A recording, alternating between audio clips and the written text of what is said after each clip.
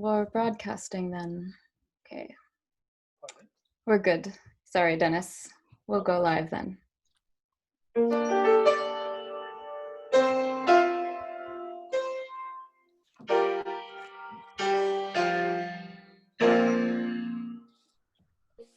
And I'm just going to mute my video till we get started. Feel free to mute your video if you want to.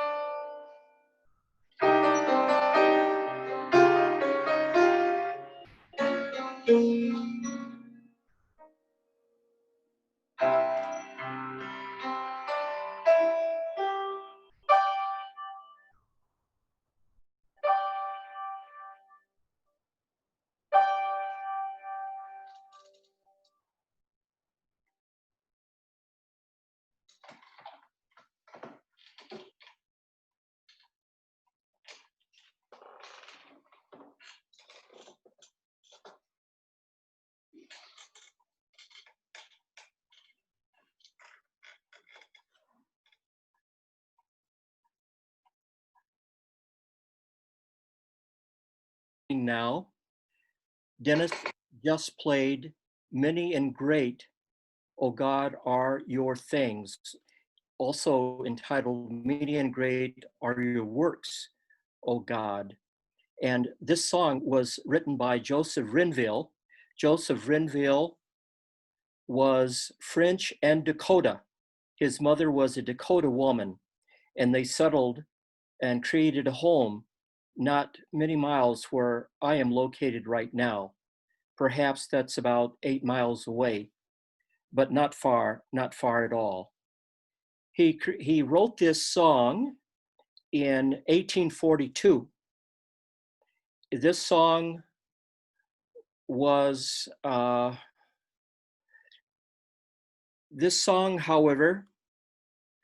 must actually predate 1842 because it was sung by the Dakota at the hanging of the Dakota at their execution, the Dakota 38 at their execution in 1862. Oh, excuse me, I'm wrong. It was written in 42, and then some 20 years later, it was sung by the Dakota.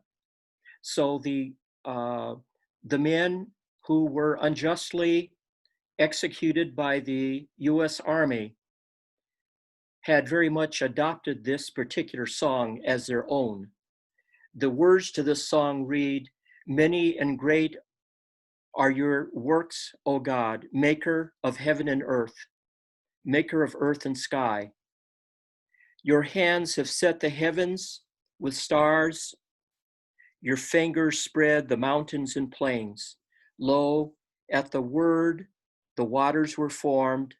Deep seas obey your voice. Grant us today communion with you. Thou star, abiding one, come unto us and dwell with us. With you are found the gifts of life.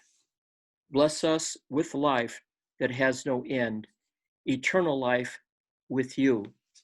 Sung by the Dakota 38, a song written, music, and Dakota words written by the early settler Joseph Renville. His family came to this area in something like 1818, and he wrote this in 1842. So with that, let me say a few words about my particular setting. My name is Okogiaman, and I am privileged to call us together again in our third session of the We Can't Breathe virtual conversations on systemic racism. I wish to say, first of all, something about our context here. And so part of that context I've just given. My immediate location is that of Montevideo, and more immediate, less than a football field's away, about a minute's walk away, is a very sacred place to the Dakota people, and you see the map in front of you now. And this is the area of Okizu-Wakpunun. That is exactly where I am at, within a football field's distance away, about a minute in walking from this conversion of two rivers. This is where the Chippewa and the Minnesota rivers converge. This place bears the name of Okizu-Wakpunun, which means where the two rivers cross. The Dakota have held this as a sacred place for thousands of years. You see a plaque in front of you now, which is, again, located just a very short distance from where I live, at the point where these two rivers converge, where the two rivers meet. And this location is 8 miles away from the village of Lac-Qui Parle, where this song that you just heard, this music that you just heard, comes from. Great, many and great are your works, O God. This song sung by the 38. This particular location is also within 10 miles of the Upper Sioux Reservation, which is in Granite Falls. So I am in a very sacred place in this Dakota homeland. And I express gratitude for my Dakota relatives and friends who have called me friend and relative. And with their kind permission, I ask a blessing on our work today and acknowledge that all of us together are relatives, and we would wish to engage in such conversations to help us to understand in the ways that we have been divided. This conference, this workshop, is brought to you by ASDIC, Anti-Racism Study Dialogue Circles, and our sibling organization, FREC, FREC, Facilitators of Racial Equity Collaborative, Facilitators of Racial Equity Collaborative. That collaborative is the organization that sponsors, that hosts the Overcoming Racism Conference. And you may find information on the FREC conference, the FREC conference, by going to their website, overcomingracism.org. And you may find information on ASDIC, Anti-Racism Study Dialogue Circles, also by using that name, ASDIC circle.org. We welcome you then to this virtual workshop, the third in our series of 4. Today's panelists are Joe Feagin, who has been with us over the last 2 and will continue to be with us over the 4 sessions. We appreciate Joe having initially reached out to ASDIC and to FREC, inviting us to create this series of workshops. Also with us, educators and anti-racists, well known to the people in the St. Paul area, are Kia Moa and Sam Grant. Joe and Kia and Sam shall present today on the political and economic causes and impacts of Black revolts, so that we may understand the underlying conditions that cause them, as well as the police violence that precipitated some of these events. I might note that some of my early exposure to Joe Feagin's work was that of his Black rebellions, Black revolt. And he's also done work on what was then called the Black Ghetto, the Dark Ghetto. So Joe Feagin is well positioned as someone with the other 2 panelists to lead us in these discussions. So we have then these 3 panelists, and I am privileged to be the moderator, calling the panelists later on to not only give their own presentation, but to be in dialogue with each other, raising questions about what one of the other panelists have said, so that we may deepen that conversation.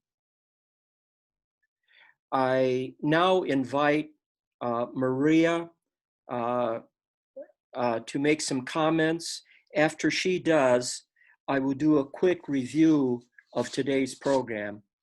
Maria? Yes, I am happy to introduce our three panelists and give a little bit of background on each. I'll start with Professor Feagin, who has been our anchor through these sessions. Joe Feagin is a distinguished professor of sociology at Texas A&M University. He has done extensive research on race and racism for 56 years and has served as the scholar in residence at the U.S. Commission on Civil Rights. He has written over 200 articles and more than 70 books on the issues of race, one of which, I think the one that Okogiman was referencing, was nominated for a Pulitzer Prize. He is the recipient of the American Sociological Association's W.E.B. Du Bois Career of Distinguished Scholarship Award. His book, The White Racial Frame, which is now available in its third edition, is considered to be a basic text in the field of US racial history and a must-read for anyone seeking to understand the reasons for America's racial divide. So I welcome you, Professor Feagin. Thank you, Maria. Yes. Also, I'll do the other introductions, I think. Sam Grant is currently the executive director of the climate justice nonprofit MN 350. Sam is a lifelong organizer who has constantly worked on the intersections of cultural, economic, and environmental justice. He is the co-founder of numerous organizations and enterprises, among them Afro-Eco, Full Circle Community Initiative, the Organizing Apprenticeship Project, and the Grassroots Public Policy Institute. Sam has served on the faculty of Metro State since 1990, and he has trained thousands of social justice facilitators around the world. In 2014, he keynoted the Overcoming Racism Conference here in St. Paul, and he is also a highly respected organizational consultant working on issues of strategic change. And our third panelist today is Kia Mua, also another local person. She is currently a supervisor with the Minnesota Department of Human Services and a longtime equity consultant and a facilitator. What Kia brings here today is her 20 years of experience working with law enforcement agencies around issues of implicit bias. Kia began this work on the local level in response primarily to the Violence Against Women Act. She has since gone on to work with departments nationwide, from a four-person rural staff to the Chicago PD. Much of Kia's work has focused on the decentering of whiteness in public institutions. She is the co-founder of the Diamond Inclusiveness Assessment, a cultural assessment tool for organizations, and of the Paradox of Minnesota Nights, a curriculum that explores the oversized influence of janteloven, a set of Scandinavian norms on Minnesota's culture at large. So thank you to our presenters today.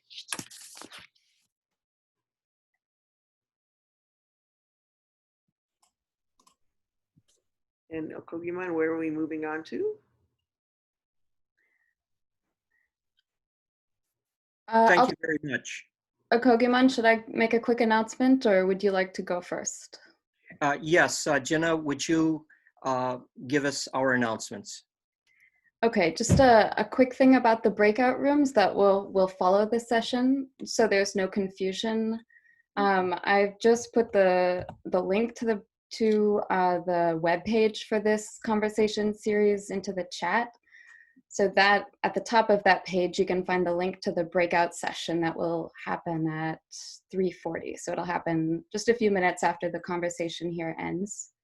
We're also doing a call out to anybody who would potentially like to facilitate one of those breakout rooms.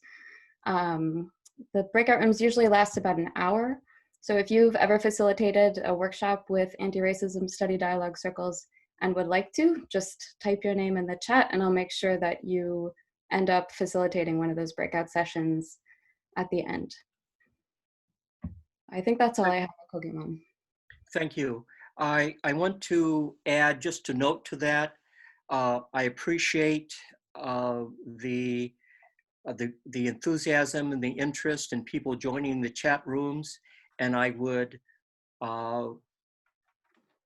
very much ask people to follow the traditional norms for interaction in such groups, noting that a dialogue is not a debate. It's not an opportunity, especially to vent or to attack. It's an opportunity to share one's perspectives and ideas, and others are free to engage that or to not engage that. At the time that we will start the chat rooms at 3:30, we will go through the norms that will help people to better engage with a sense of safety in these particular chats. So thank you for recognizing that.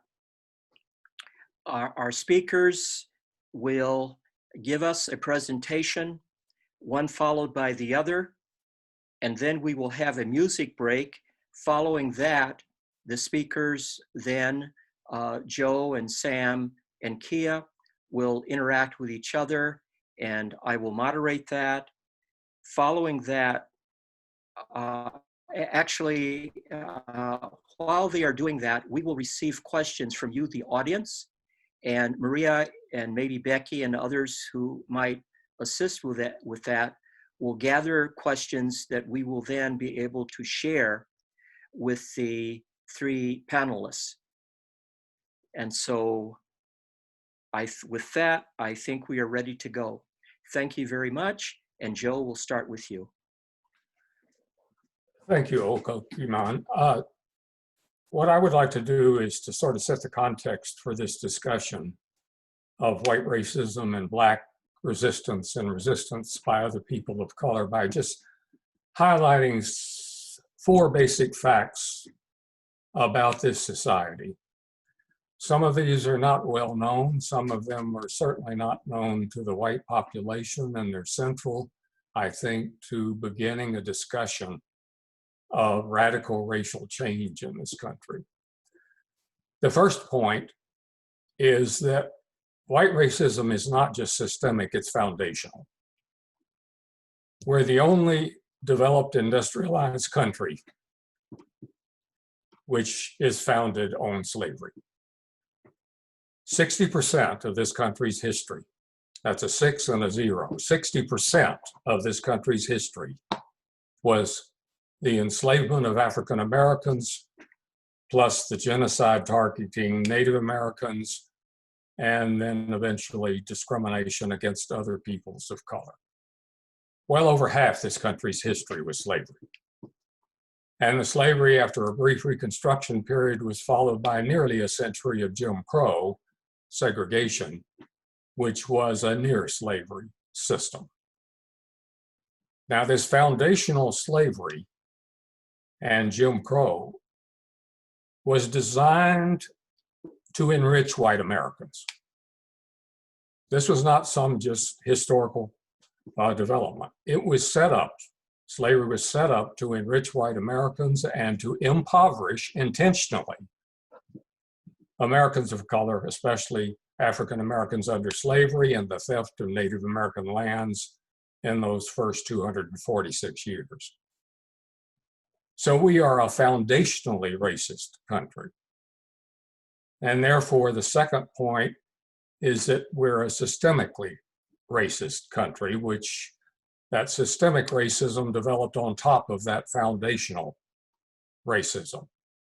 And the systemic racism means that whites are privileged and people of color are disprivileged in all the major institutions of this country, systemically, now for 400 years. And by institutions, I mean the economic institutions, employment. I mean the political institutions and the legal system.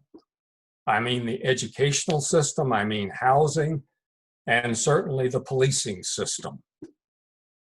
Racism pervades these systems now for 4 centuries. So racism is not only foundational, but white racism is also systemic throughout all our major institutions. Now, in the literature on Black protest and resistance to this foundational and systemic racism, the scholars make a distinction between 2 major features. There are many features, but 2 key features of resistance are usually discussed in terms of underlying conditions and precipitating events.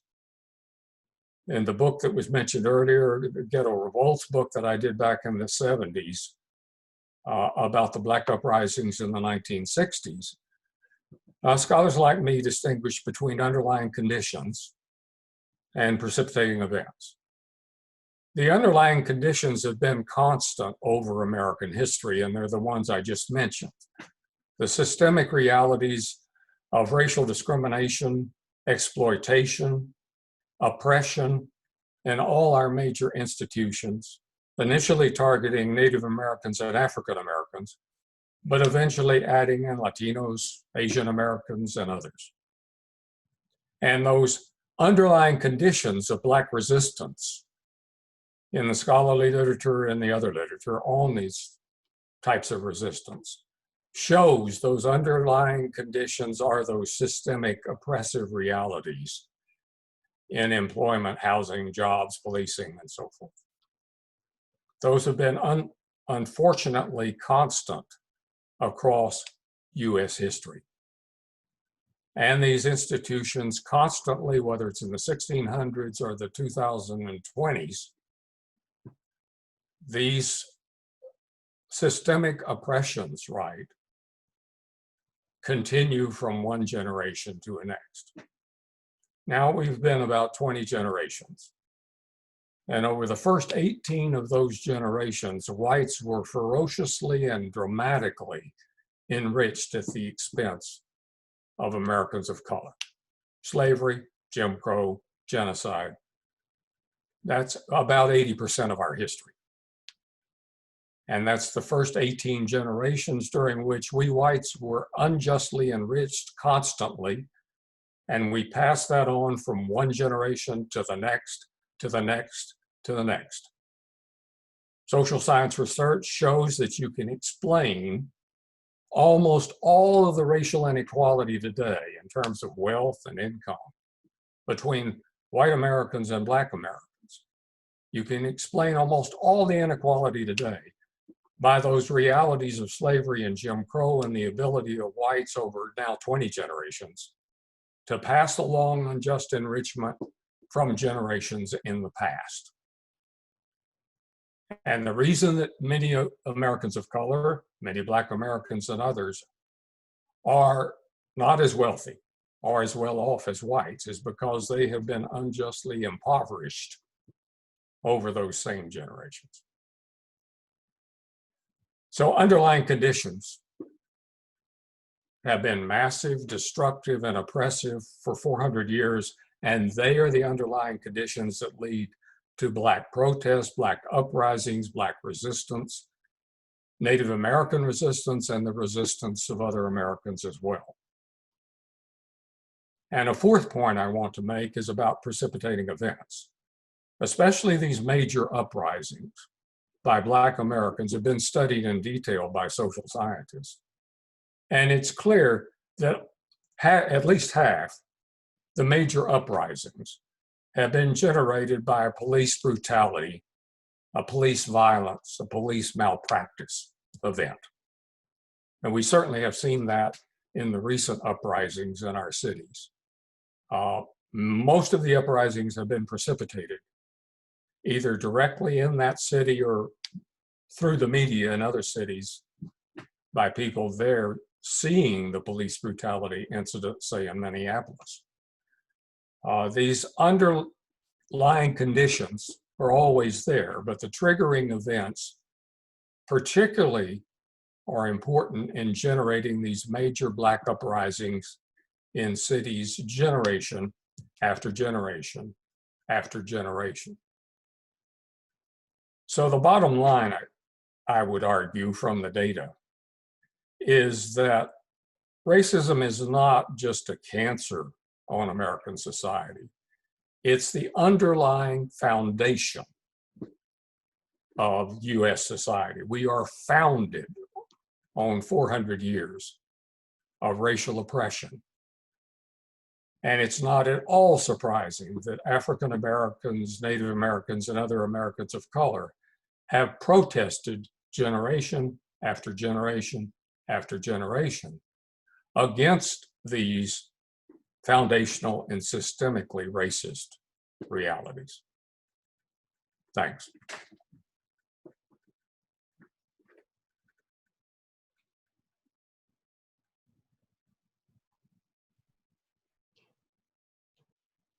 Did you just want me to start? Sorry, yes, Katie, please. No problem. Good afternoon, everyone. Thank you for giving up your Sunday afternoon to be here and having this conversation with us and joining us.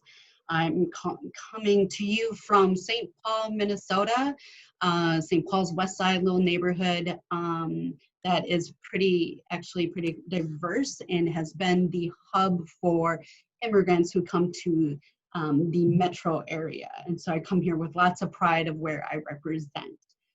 I am a refugee to this country and an immigrant to the state of Minnesota. I am from Wisconsin, so just on the other side of the border. I say that because there is some cultural differences that were very apparent to me. But what was the similarities that I brought from Wisconsin to Minnesota shows up in systems, and systems I call the pillars to upholding the racial system that exists today. And I want to start out by actually talking about the history of policing in this country. And when I do training with law enforcement, it's amazing how many times I bring up to them, what is the history of, and where is the beginning of policing here in the States?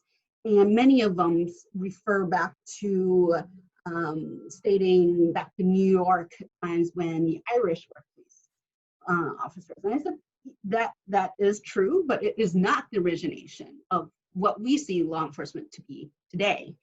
And so then we get to talking about that actually law enforcement was started here to be able to collect the slaves who ran away from white plantation owners. And you cannot have a history like that begins this way without talking about the trauma, talking about the generational trauma, because what happens is the policing system itself gets utilized to, it was for the benefits of the elite whites here in this country. You'll see this time and time again. Joe mentioned it in the different generations that it starts to show up. We use it for, really it becomes to benefit whites' comfort, to also maintain white economic benefits. We use that in many different ways to be able to sustain and maintain the system. So then whites and elite whites definitely do not become the focus, and that the focus becomes what we understand today. And if you see it, it's we in this country have a racial caste system. And this racial caste system was created actually here, telling us where we fall on the ladder of the caste system. And they wanted us to focus more about amongst each other. So between Blacks and Asians and Latinos and Mexicans and everybody else who's not white and elite. Because they understood at the time that they were outnumbered. Think about it.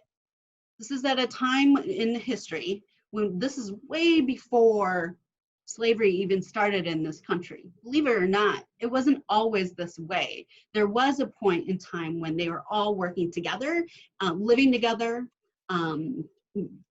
having children together, and cohabitating together. And so we have to truly understand the history of our country and what policing has been utilized for. I also say that I want to move into talking about practice and seeing change in the work in which I've done. Maria did a great job of introducing me earlier about my work earlier before, a long time ago. This is aging me to the Violence Against Women Act. And during that time there was a practice, various across the country, of law enforcement, how they interacted with domestic violence. Now, I'm talking specifically with couples. We're not even talking wife, we're talking a spouse, a male and a female. We're not even talking female, male, or male, right? Relationships. We're simply just talking about husband and wife relationships. And in that, what happened typically was that law enforcement would take the male and walk him around the block and then smack him up the side of the hand and say, "Don't do that again." Okay? And then they'll tell the spouse or the wife that what you did caused him to do this to you. Okay? We now know that that is language of perpetrator, like re-victimizing the victim, right? So when I got into this field, that's what I was dealing with and working with. So my job was to train them, basically new practices. Again, you needed this federal policy in order to tell law enforcement, like, your practice needed to change, right? And that meant that we needed to pilot different practices across the country. And this happened, this program in which I was part of, where we worked hand in hand with law enforcement, and we were actually located within the same area of the department also with law enforcement. So that was very much a collaboration. We were not the only program to do this. And my job also was to train them on implicit bias training. This is coming from a facilitator and a trainer by trade. This is what I do naturally. And I'll tell you that training alone will not solve this problem. I've been doing it for a very long time. And talking about implicit bias, and this is in a different state. Whereas Minnesota, we have some mandated, if you're law enforcement, you understand there are some mandated courses in which you have to take about every 3 years, depending on which statute it is. One of them talks about bias, talks about cultures, right? And so this is where I come in, and I get to talk with law enforcement across the country and also across the state of Minnesota. And understanding that bias is not the only answer, or talking about it, because giving you one day of a conversation and not giving them any language to be able to have the interaction with one another. We talk about, in terms of when I'm training them, we talk about accountability with your own colleague, right? But if you don't have the language for that, then that conversation is really short-lived. We also talk about in terms of, we can train individual officers about implicit bias. The great thing they say to me, which I hear very loudly and clearly, yeah, a lot of these calls that come to us, the training we're getting, why can't the community get that? What they're saying to me actually is, there's a lot of white people, which we're seeing now in social media, a lot of white people are calling because they're racist, right? And we still have to go out there and respond to the call, right? And so I think hearing that is definitely something you don't hear on a regular basis. The other piece too that I don't want to overlook is the trauma of the field itself is not human. It is not human. It is very violently based. It has increasingly gotten violent. In fact, it's in terms of, I want us to think of it in terms of, it has been legally okay for law enforcement to be as violent, in fact, more violent than in over the years, in which if you look at and track the generations of where law enforcement has been inserted into government, into corporate organizations, they have been allotted endless resources to be able to do that, okay? But in the same sense of the word, some other pieces that I think start to show up now that helps with the sustainability. And I think when we hear sustainability and we hear how this generationally goes back and gets continued from generation to generation, is that we don't see the incestual cycles and behaviors in which happens in I say the industry I work in now, and also in law enforcement. In law enforcement, if you look at who trains law enforcement, this pool of trainers actually are a pool of retired law enforcement. Okay, so if you're having law enforcement training other law enforcement when that's not their expertise, then you're only getting a sliver, right, of that information, instead of getting the expertise from the actual experts who live it. For example, domestic violence. That should come from the domestic violence advocates. Those are the ones who's doing the work, right? Even though the first responders are law enforcement. So that's just an example. The one piece that I do want to talk about that is really important is the accountability to community.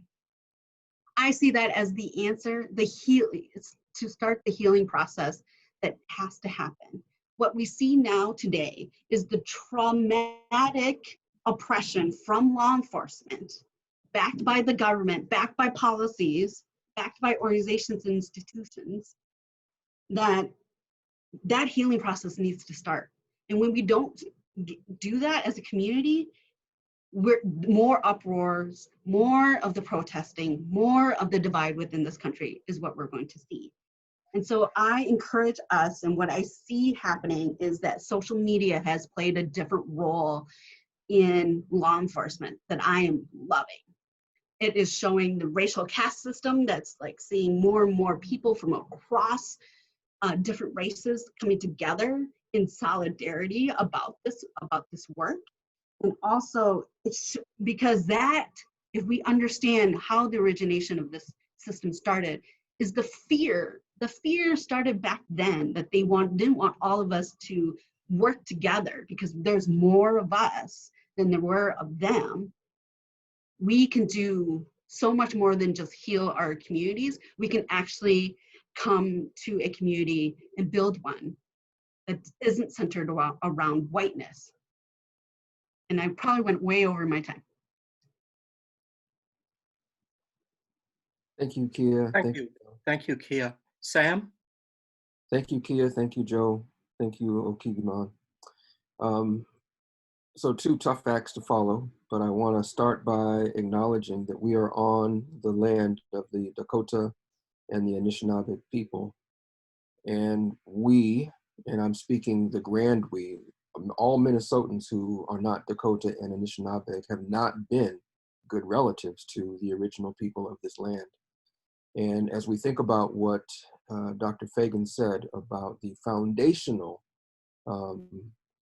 history, that racism has been at the foundation of the United States since its very beginning.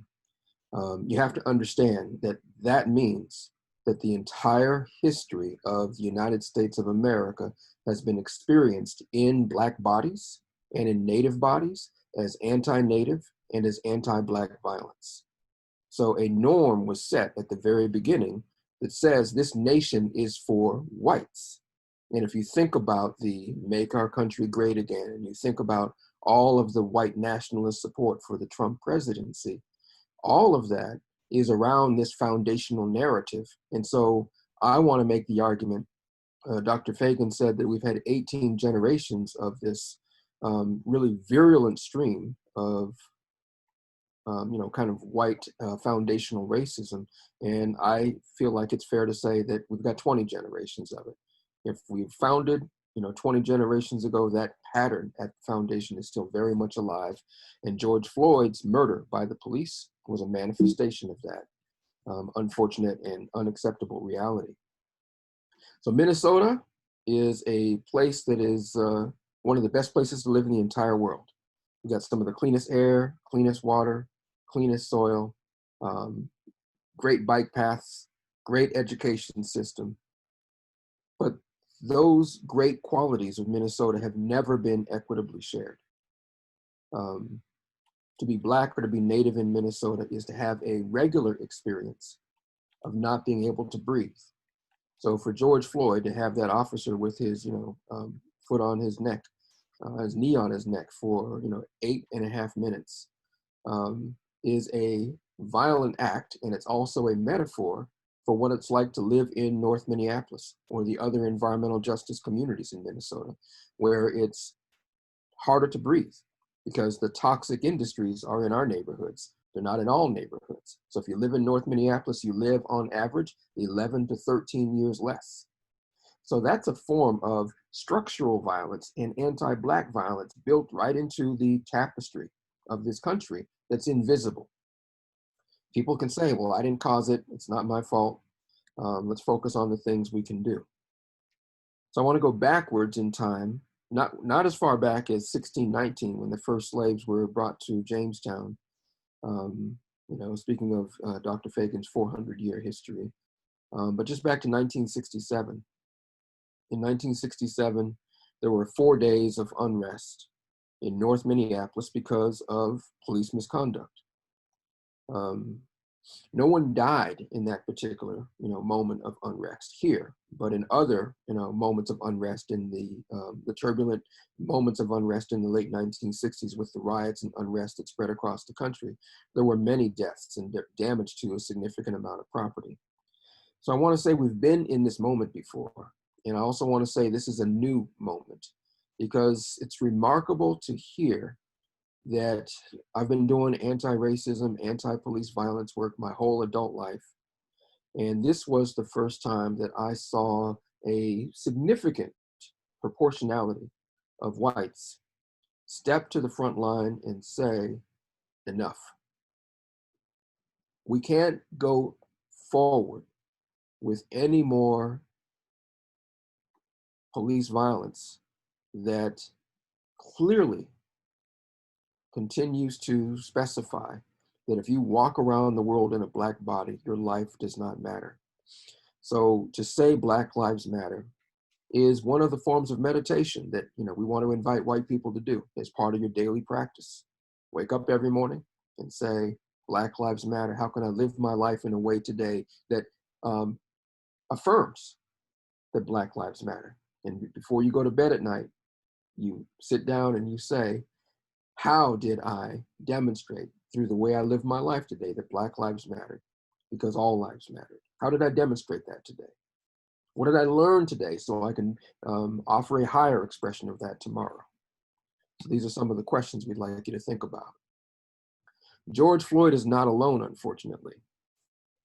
Over the last 20 years, from 2001 to 2020, there have been nearly 100 people killed by the police in Minneapolis alone. Of those nearly 100 people killed by the police, 53 of them were African Americans. 53 of them were people from my community. So I'm just going to call out some of these names.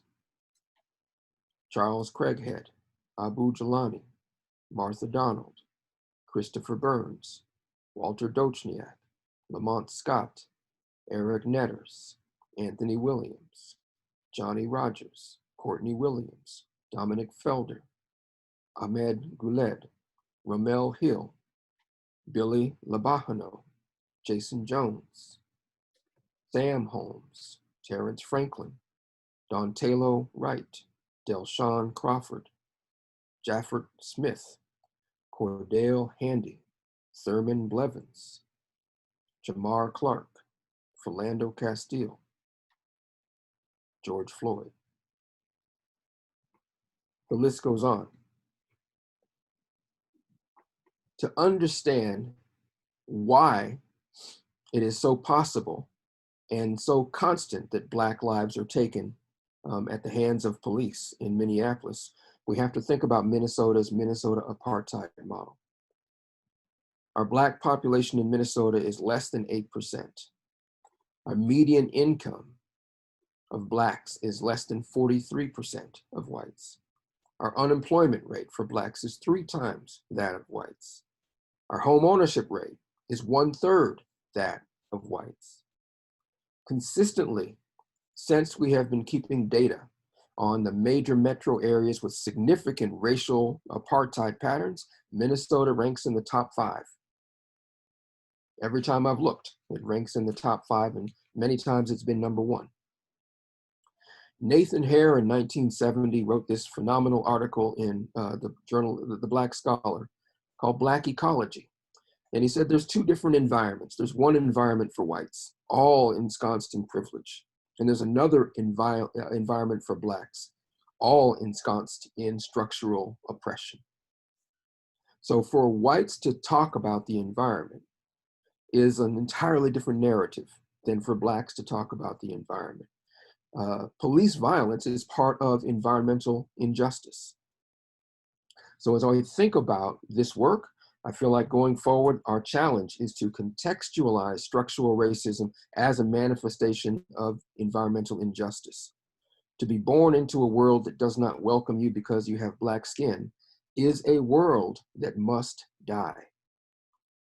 Since 1450, when Portugal invaded North Africa, a pattern of globalized anti-Black violence has become normalized and justified by the intersectional myths of white supremacy, which includes white Christianity, white capitalism, white nations, white imperialism.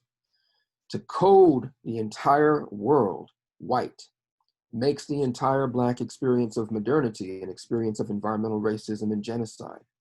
So we have to ask ourselves, what forms of justice are necessary to make a shift in the 21st century? There's an evolving paradigm of justice that I want to call us to pay attention to here today, and that's the paradigm of transformative justice. It's the form of justice that can only be served and sustained by liberation praxis. It recognizes our criminal justice system. Take a breath before I say this out loud.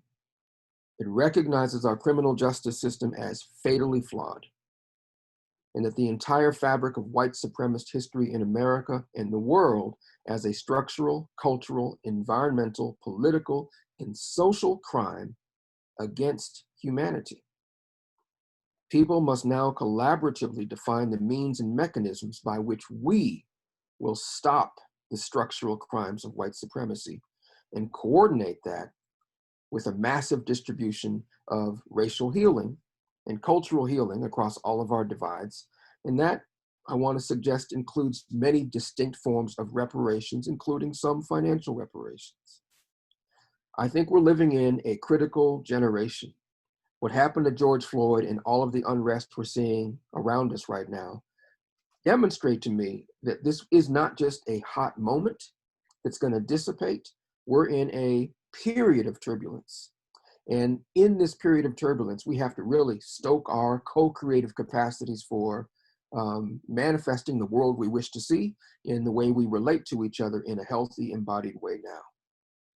The dialogue of this generation must be to determine how to secure our mutual liberation on a hothouse planet, given my background in work now in climate justice.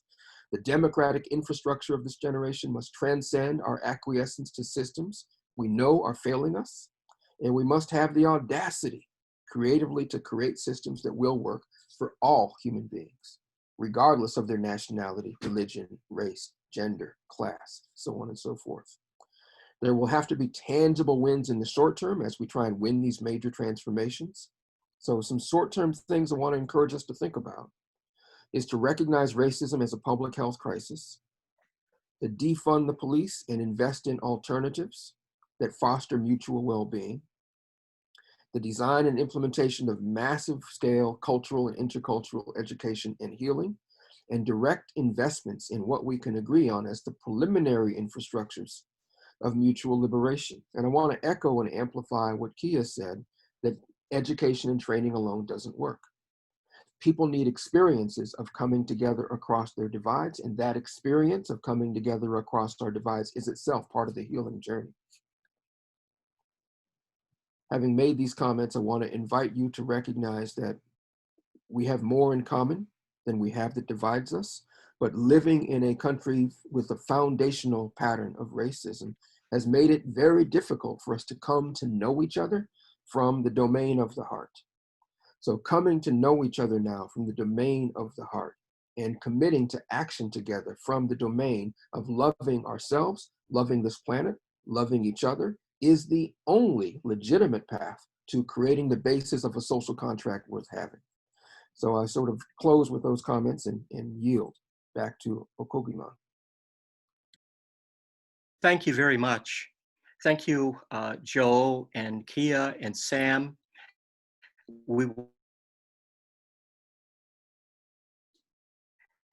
And with that music, we will also have some images.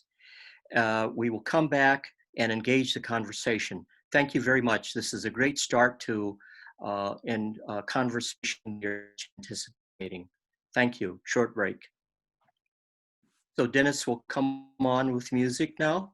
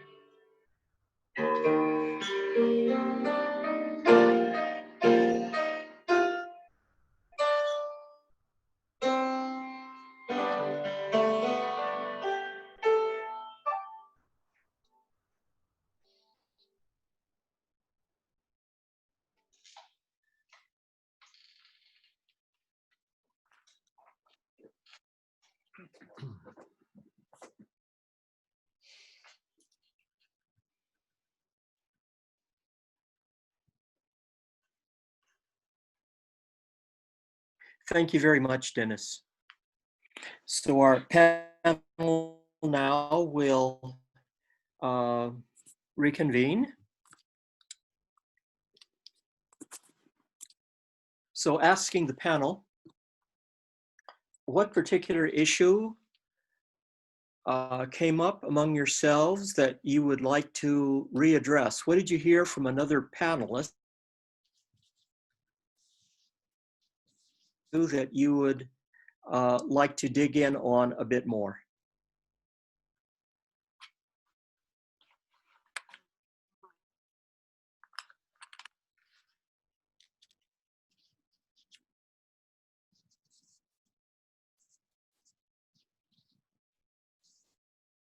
We're all being quiet, so I will jump in.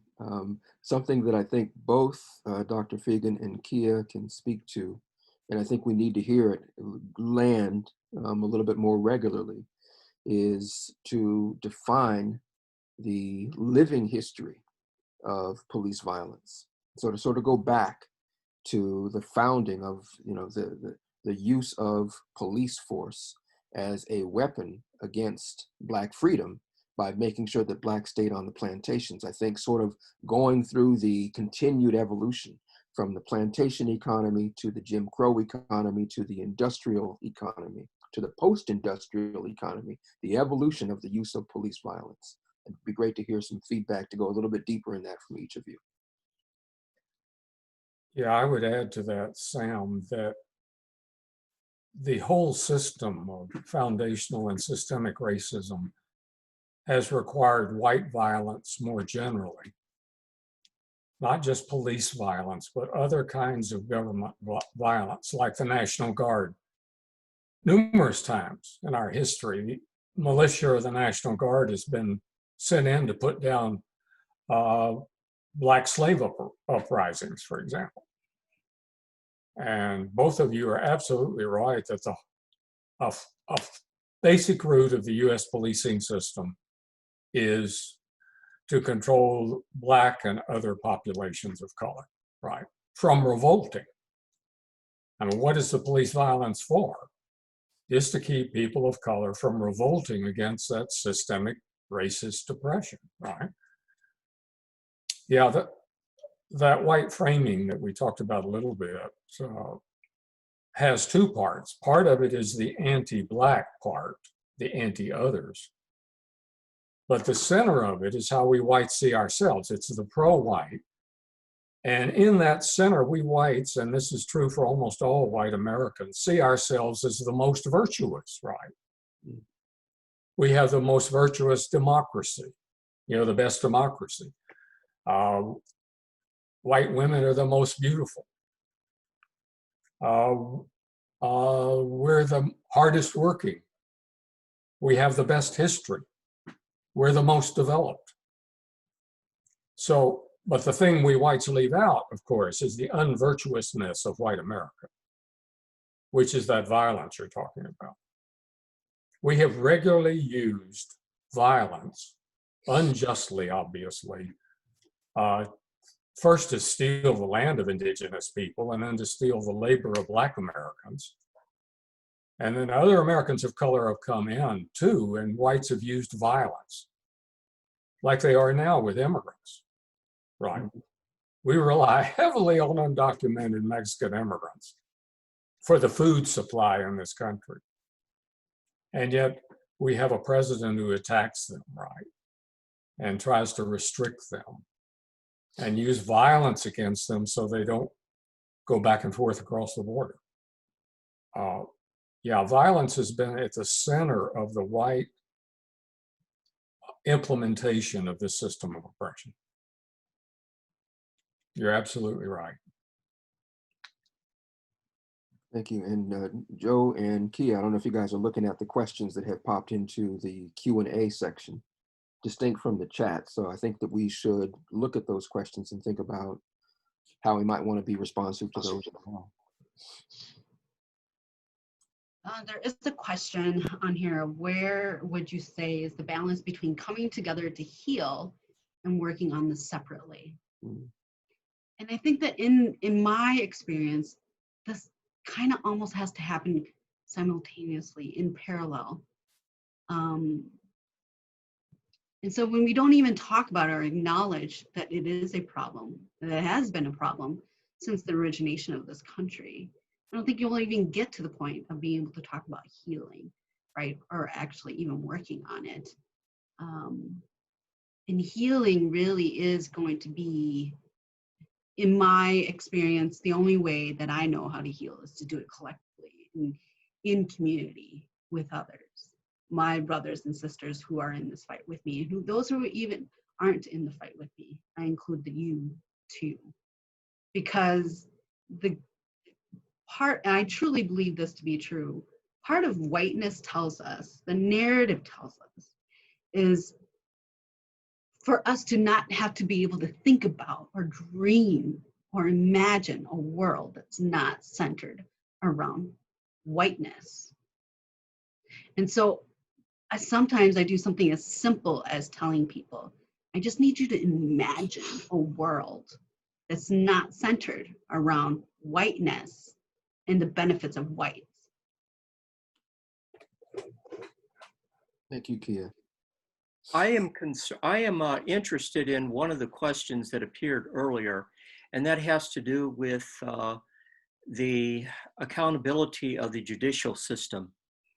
The judicial system in not holding police responsible. I'm wondering what the panelists, what thoughts they have about how that judicial system operates and how that judicial system is to be held accountable. How are they part of the problem? The judicial system. In not holding police accountable, yes. The judicial system is founded on whiteness.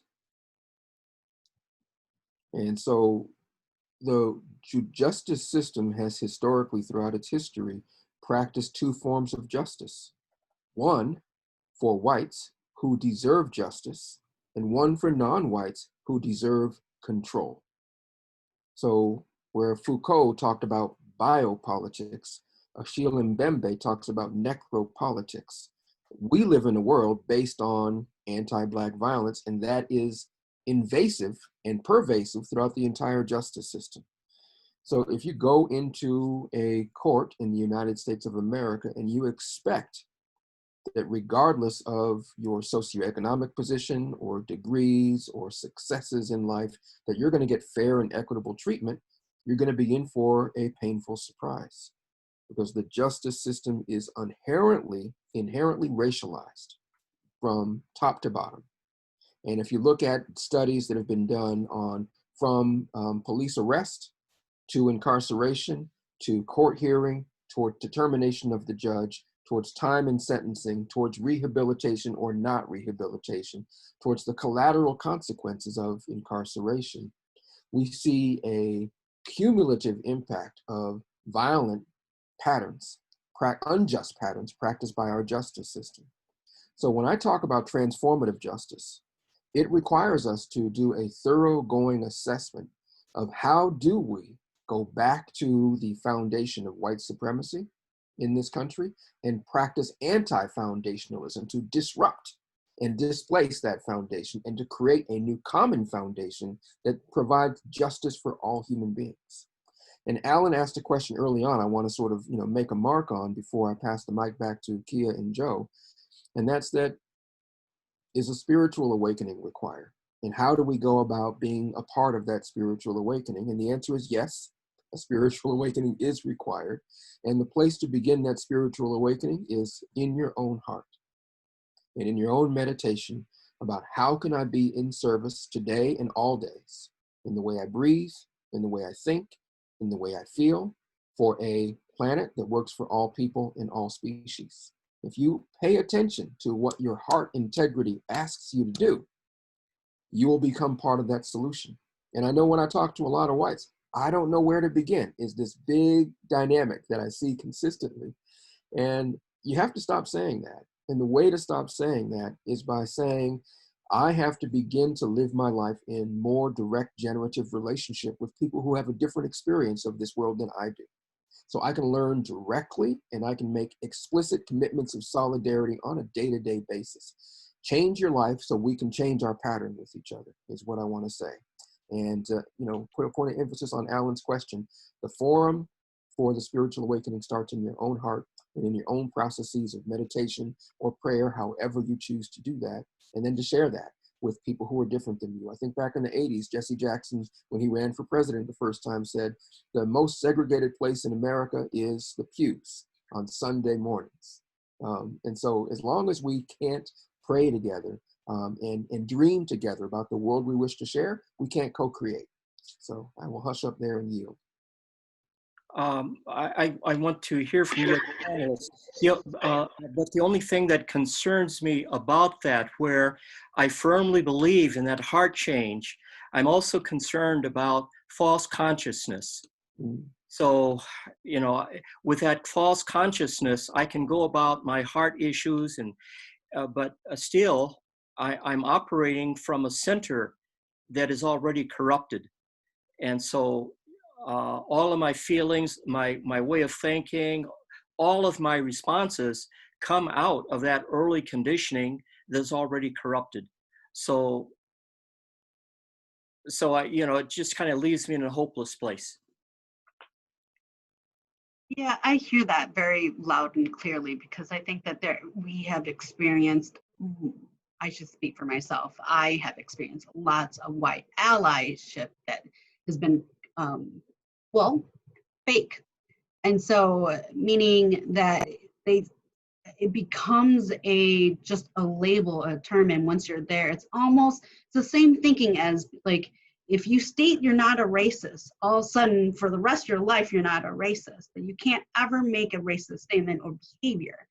And I want to turn that on its head to be able to say we need that spiritual awakening for sure. We definitely do. But that is not something that, like, you just awaken once and then you're like, done, I'm done, and I can close the book on that.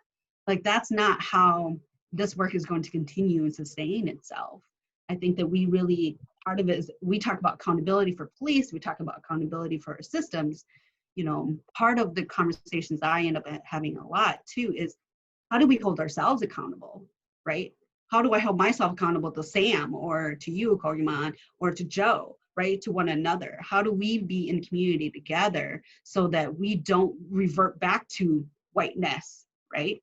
Because it's so instilled in our every fiber of who we are that makes up who we are.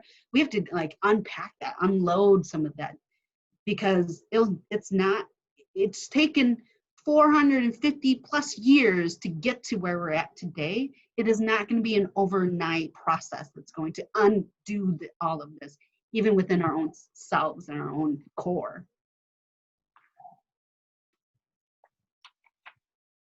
Yeah, there's a classic in the Afrocentric literature by Marimba Ani called Urugu, which, if I remember right, is a Swahili term for incomplete human being.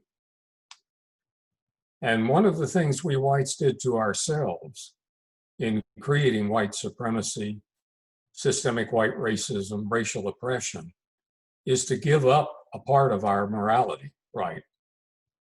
And to sacrifice it really to demonic urges. We started rationalizing the most extreme oppression of human beings. And certainly one of the ironies of American history is many of those colonists from England who came over here, virtually all of them saw themselves as what? Good Christians.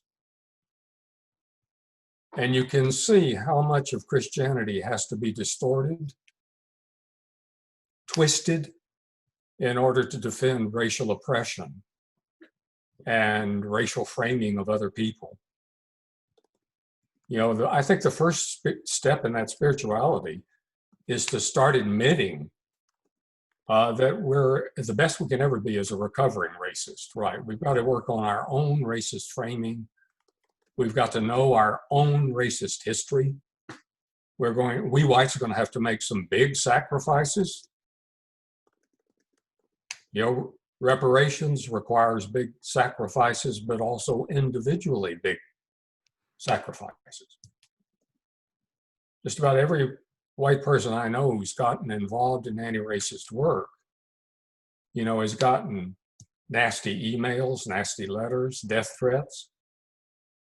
The rest of the white population doesn't want to hear about this, right? So I think we've got that morality problem of Yurugu. You know, we've got to work on our own regaining real morality, right? I saw Janet put a comment in the chat that I want to sort of speak to publicly, and that's that what I'm saying is aspirational, and she's asking for something much more concrete. And it's an interesting edge that, you know, some folks have, particularly white folks, who are beginning to consider how to be a anti-racist accomplice. And it's really tangible to just commit every day to anti-racist action in your own life world. So in your own family, how do you make it part of your daily conversation? As you watch the news, how do you begin to interpret the news you're receiving from an anti-racist lens and begin to realize, oh, you know what? I take all this stuff in and I never put it into interrogation. I just let it consume. I just let it take me over. Where do you work? Is your workplace an open, welcoming workplace? Where do you worship? Is your worship place an open, welcoming worship place? Where do you play? Is where you play an opening, welcome place to play?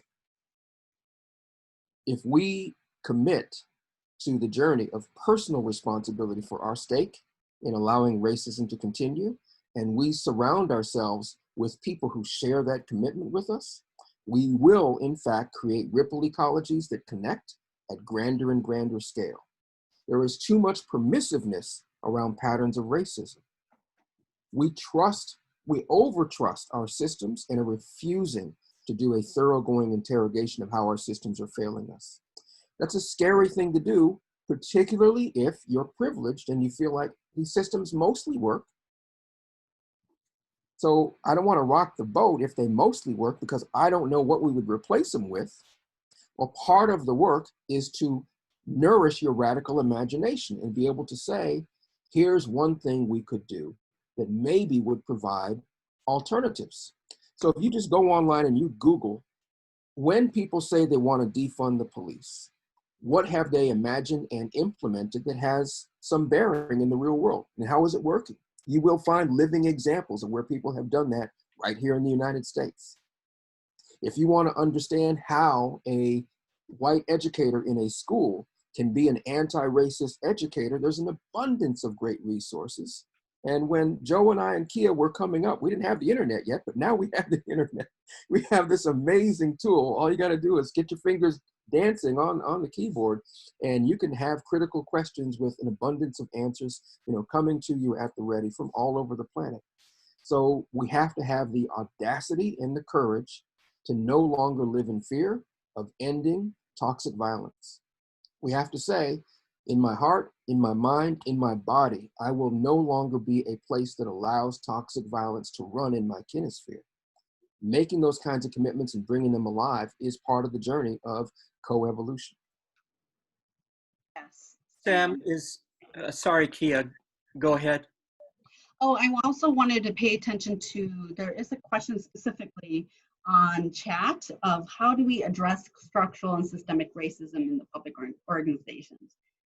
Many who serve in higher positions are responsible for issues. I've tried engaging people and coming together to push for change, and people are afraid they will lose their job.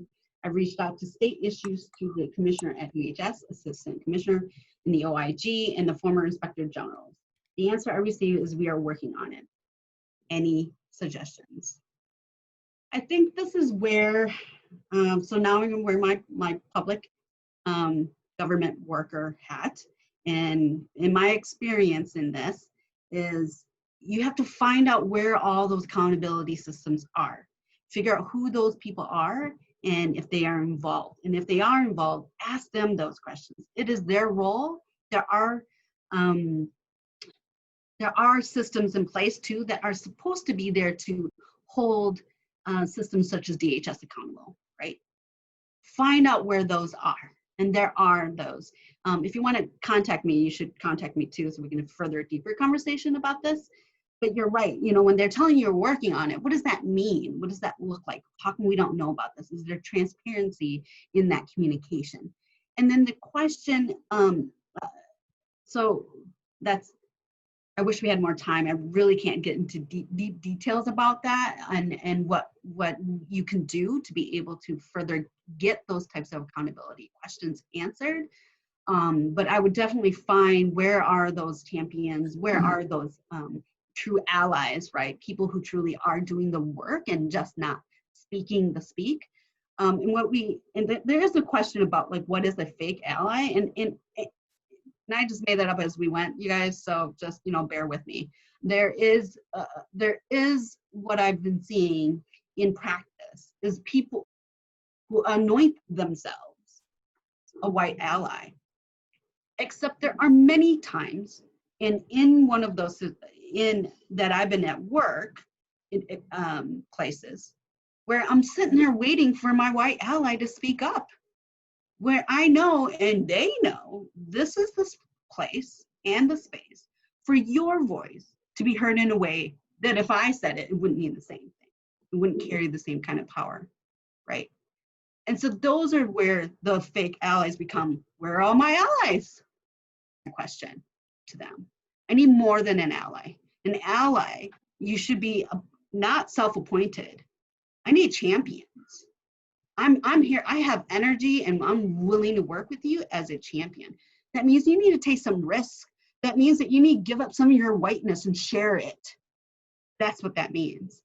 And you need to be able to know when you have the power to be able to shift things and change the system, and when to pull back and allow for people of color to be the leaders in this work. So I think that that is my conversation about fake allies. And obviously the person who asked me about the systems of DHS is from the system themselves, because they're using acronyms that only I would know and people like me. So I welcome that question. Thank you. Well, and Sam has a good comment on the chat line too about Dr. King, right? Dr. King's point about fair weather liberals. And so if you go back and read his letter from a Birmingham jail in 1963, he makes a pretty clear indictment that people who, he didn't use the word fake ally, that's kind of newer, you know, generational language, but he talked about the stance of the liberal. And I know a lot of people in Minnesota have this real liberal kind of bias, and you really think that being liberal is a great thing. But being a liberal needs to be interrogated for the privilege that sort of shapes the limits of how far you will go to advance racial justice. And Martin Luther King Jr. said very clearly, if you think that being in solidarity with me means showing up when it's convenient, you haven't yet begun to get an understanding. There's an Aboriginal woman whose name right now I'm not remembering, and I apologize for that, but she has this saying that I often use in workshops, which is, if you've come here to help me, please go away. But if you've come here because your liberation is inextricably bound to mine, then let's get to work. So we have to stop saying, I'll be there when it's convenient, and we have to commit to being there when it's necessary. And being there when it's necessary is actually 24 hours a day, 7 days a week, 365 days a year. It's living in critical, loving relationship across all of the lines of difference, so we can have conversations that allow us to co-evolve and ask the critical questions about, why is our education system failing us? Why do we have this profound housing inequality that's increasing? Why is the racial wealth divide increasing in the 21st century? Why is hunger increasing? Why are Blacks the greatest number of people among the homeless? Lila Watson is the name. Thank you for putting that in the chat. I appreciate it. I forgot her name. So I could go on and on and on, but we're all here together. So. And another good example of fake liberalism or fake allies is all these corporations coming out, you know, and putting Black Lives Matter on their logos and their advertisements. Boy, I'll bet they're fair weather liberals, right? Watch when they back off on all of those, what you'd call corporate PR. corporate liberal racial PR. Right. But also caution against and with for us to observe. Those of us truly doing the work, and if you're in this call today, you're somewhere on this journey along with us, right?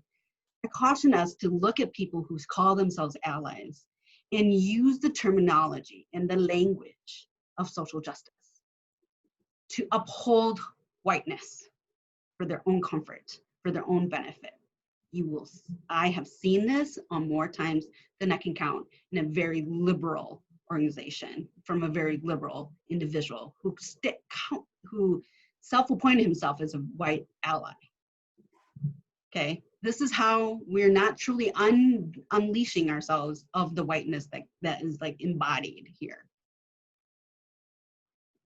When I was a kid, fresh out of college, I got the chance through a graduate fellowship that I was participating in to go and participate in a North American Bioregional Congress. And among the amazing agents of transformation who were there were Jimmy and Grace Lee Boggs. And they became mentors of mine. And one of the things that Jimmy and Grace Lee Boggs are well known and loved for not only saying out loud, but demonstrating in the way they live their lives is that what we need most is a revolution in values. And if we have a revolution in values and we go to the deepest place in our spirit and we say, I want a world where no one is oppressed, what can I do to be a resource for that? That's a pretty complex question. And I think that what it means to be on the journey of being an anti-racist, anti-oppression human being is to keep on evolving your capacity to answer the complexity of that question and to share your journey with as many other relatives as you possibly can. And so one step to take is a step that I took young in my life.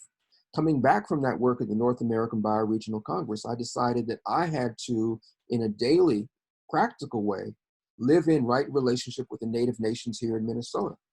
So I did a food drive and took a whole bunch of food up to the Leech Lake Reservation. They were in the midst of a constitutional convention that, folks organizing on the Native Nation were calling through Ojibwe People for Justice. And I sat around that campfire with the Native elders. And one of the things that they said to me, I think it was George Abed, who is now an ancestor, who said this, comment to me, is that, Sam, part of our philosophy of life is that once you have been in the circle with us, you are always in the circle with us. When we pray, when we dream, we'll be thinking good thoughts about you and wishing your wellness and looking forward to our next opportunity to work in active solidarity with you. What kind of world could we have in the next 30 years if every human being on the planet lived with that ethos? I think we'd have a world of much more joy. I think we'd have a world of much less oppression because we would be not standing behind each other like an ally might do, but we'd be arm in arm. Not just saying what we need to denounce and stop, but saying what we need to co-create. So I'm excited about that world. And I feel like the only thing stopping us from that world is our fear of ourselves, our fear of each other, and our fear of love, because we've been trained to be so divided. We have to heal all of the conditioning to be divided. I want to bring attention to a question that from Howard asked, wanting to address how the established part of the minority community upholds the same perceptions because they have circumvented or profited by the status quo, such as assumptions that every Black male who immigrates here seems to be part of a vice that is very closed circuit activity. Local corruption is local and obvious when it is imported, as well as corruption from outside is discounted by default. Be interested to hear your guys' thoughts on that.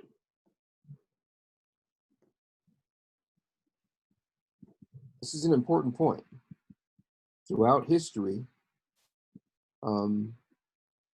white supremacy has sustained itself by organizing and supporting a class of compromised co-agents. And so there's always a elite that can be bought off. And one way to think about this is, I think it was Robert C. Smith who wrote this great book in 1994, 1996, called We Have No Leaders, Assessment of Post-Civil Rights Leadership. And he said there's 5 ways a system of oppression responds to what are called non-systemic demands, which means you want something the system isn't happy to offer. The first is benign neglect. I'm just going to ignore you because you don't have enough power to make me listen to you. The second is repression. And so during the heat of the 1960s and the 70s, the American Indian Movement and the Black Panther Party had a total of about 547 people who were murdered, with the sanction of the FBI. So that's a form of repression. And then all the people who are still in prison as political prisoners from that. A third form of response is co-optation, which means you buy off people who you think you can purchase, and then you use them to control massive unrest and prevent it from arising further. And so you get some church leaders, you get some significant nonprofit leaders to be part of the system. And if you think about the Jamar Clark murder by police in North Minneapolis in 2016, we had an encampment right outside the 4th Precinct headquarters for 3 weeks. It was some of the African-American leaders who were brought in by the mayor to sort of quell that and facilitate the move back to the quote unquote normal. And moving back to normal made it possible for George Floyd to happen. So we have to say no more of that. Part of the challenge is to deal with the deep set white nationalism in the police federation. That's a very painful and ugly and dangerous thing to call out loud, but it's a reality. They are very intransigent to take responsibility. And that has to change. I'm not sure how to change that in the short term. And I heard the question earlier, like, what do you do if you ask the Attorney General to do something to take action and the Attorney General says, we're working on it? Well, the way that any system of governance works is through pressure. So the way that we have to be responsive and responsible is to bring sufficient pressure on all of those systems that we feel like are not yet serving us well, and set conditions in which they feel as though they have no choice but to serve us the way we are committing to be served. And that's part of the ongoing work of evolution, which starts from the revolution in values.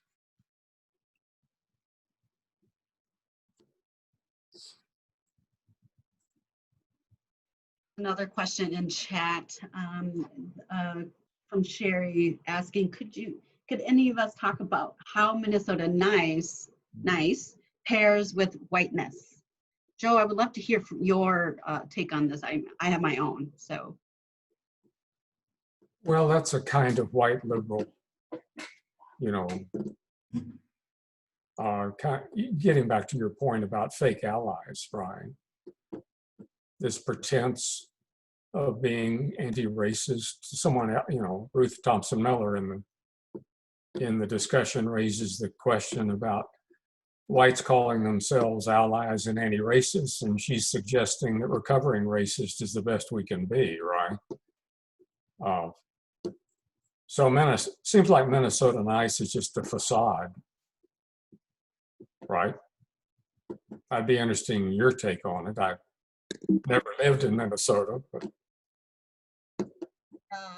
Well, I think this has a lot to do with like the work I am doing with the paradox of Minnesota nice, is where we really and truly, it's another way of talking about whiteness. It's just it's talking about the culture of whiteness and where the culture of Minnesota nice actually comes from. And I believe that we have instilled that within every system and every institution here.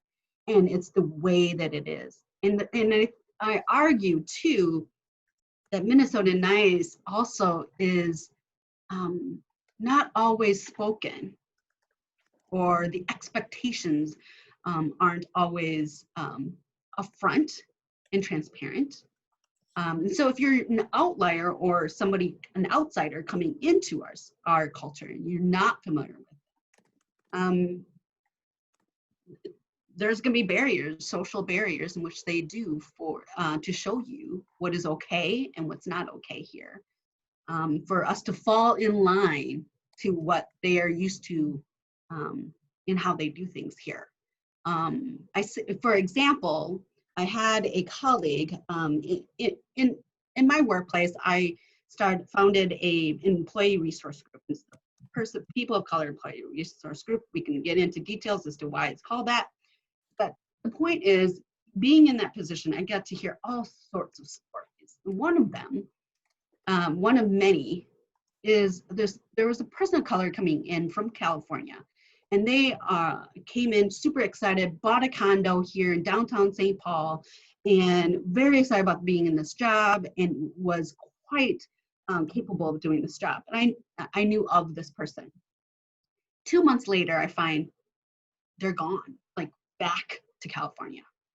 Okay. And so the story is a story many of us have heard before. If you haven't before, I would definitely ask somebody, because what happened was she had said to me, how do you do it? How do you live here? How have you made it this long in this culture? Because it's so unwelcoming. It's so like, make sure you are the other, right? So these are other forms and ways I think we give language to whiteness and behaviors of whiteness, and upholding these spoken and unspoken expectations and social rules.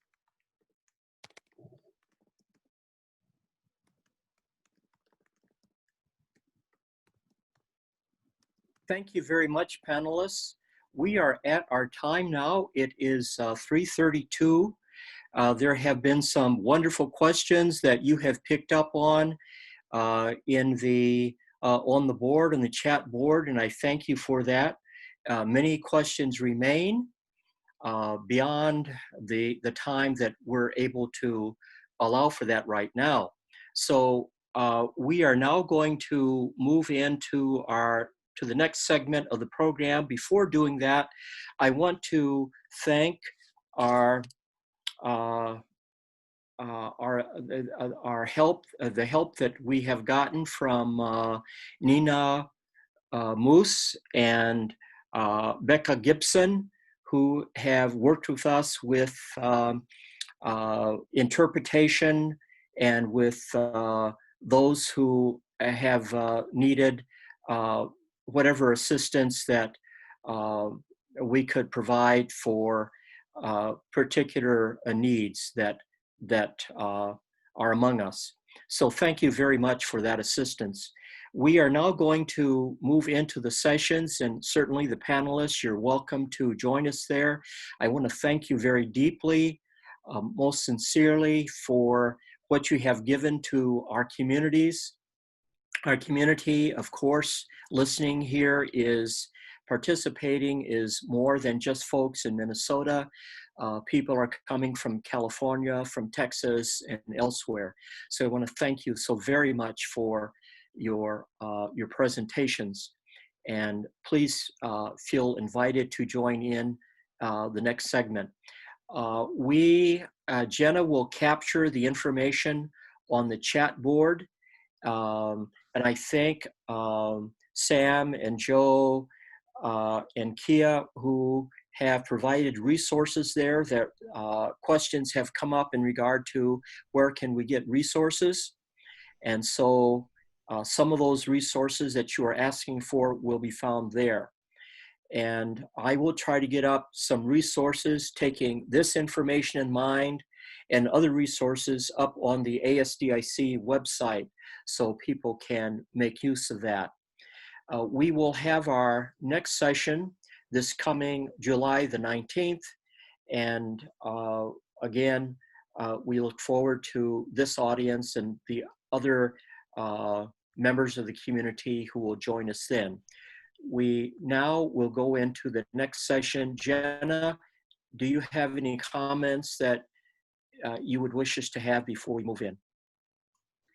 No, I'll just post that link to a page of our website in the chat again. And so you can just go to our website and then click on the link, and that will take you to the Zoom session. So I'll put it in the chat in just a second. That's it. Thanks to everybody. And thank you so much to our volunteer interpreters, Nina and Becca. You've been giving so much of your time over the last 3 sessions, and we really appreciate it. And thanks to all the panelists, of course. And thank you, Jenna. Thank you, Joe. Thank you very much, everyone. And we really appreciate your contributions. Thank you. We'll move into the chat room, and Dennis will be providing us with music as we transition.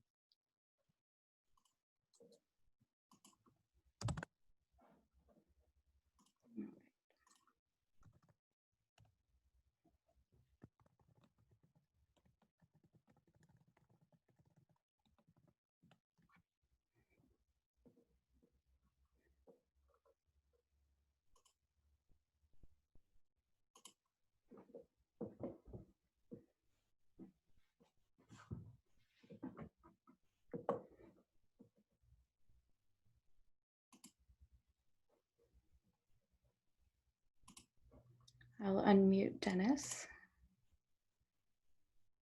if I can.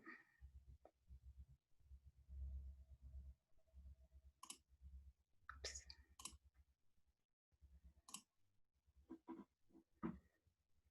I can't seem to unmute Dennis, unfortunately.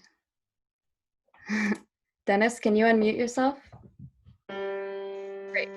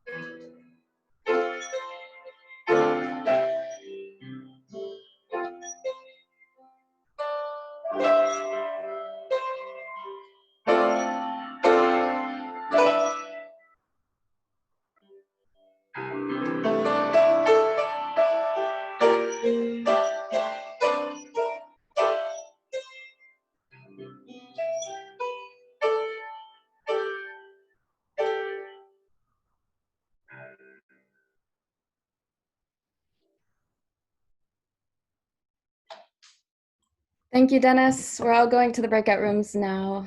So Most welcome. have a good afternoon.